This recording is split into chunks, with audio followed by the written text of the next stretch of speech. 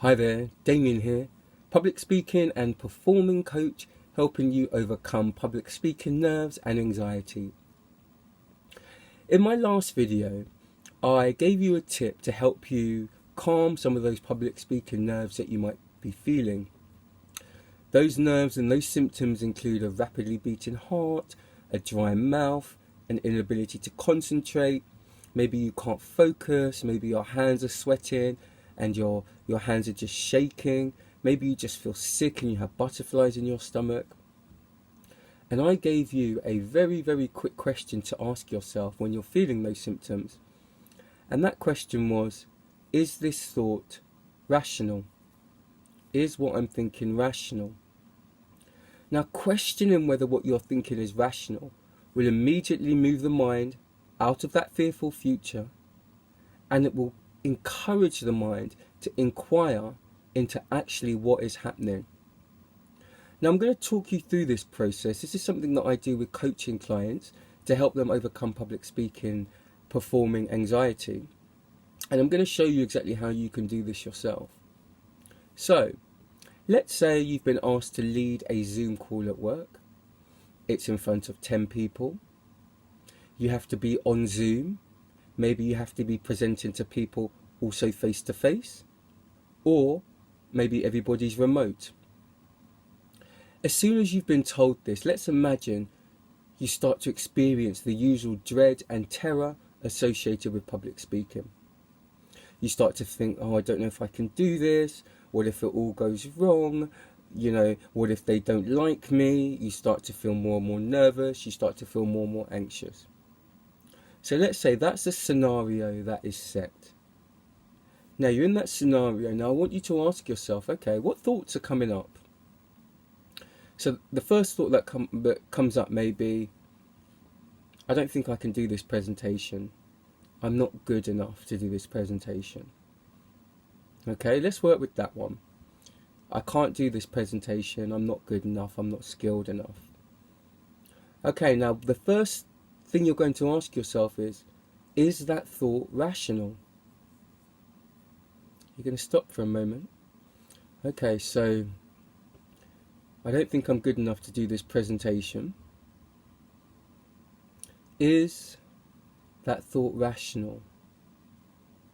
Now allow yourself enough time to sit in that thought, to consider it. Don't run to an answer straight away. Just think about it. Is that a rational thought? I'm not good enough to do this presentation. Okay, so the first thing that comes to my mind is, well, no, because obviously my boss has asked me to do this presentation, and my boss wouldn't have asked me to do the presentation unless I had the skills to do it.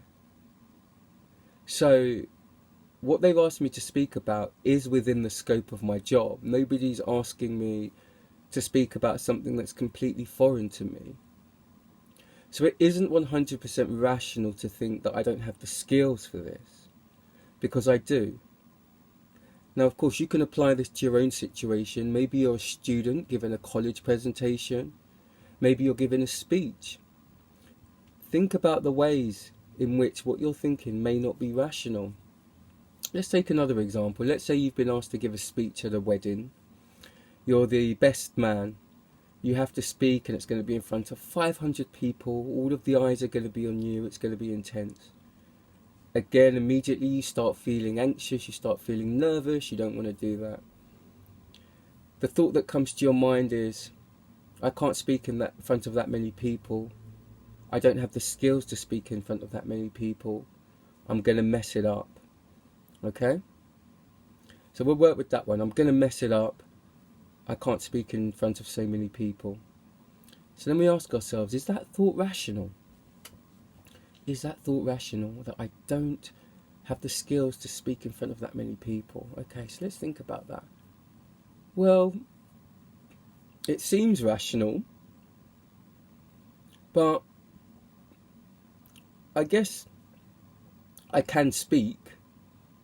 So what I'm doing is just answering this question as if it were being posed to me. I can speak, and I guess speaking in front of a big crowd, it may feel different, but speaking is speaking. So I do actually have the skills to speak in front of a crowd. I speak every day. I speak all the time. So what we're doing here, we're just looking for ways in which our thoughts are just running away with us and becoming irrational, and we're just applying some logic and some reason to the situation. So we might go further. Oh, I remember a time I gave a speech actually at a party. There was about 50 people. So I do have evidence of speaking in front of people.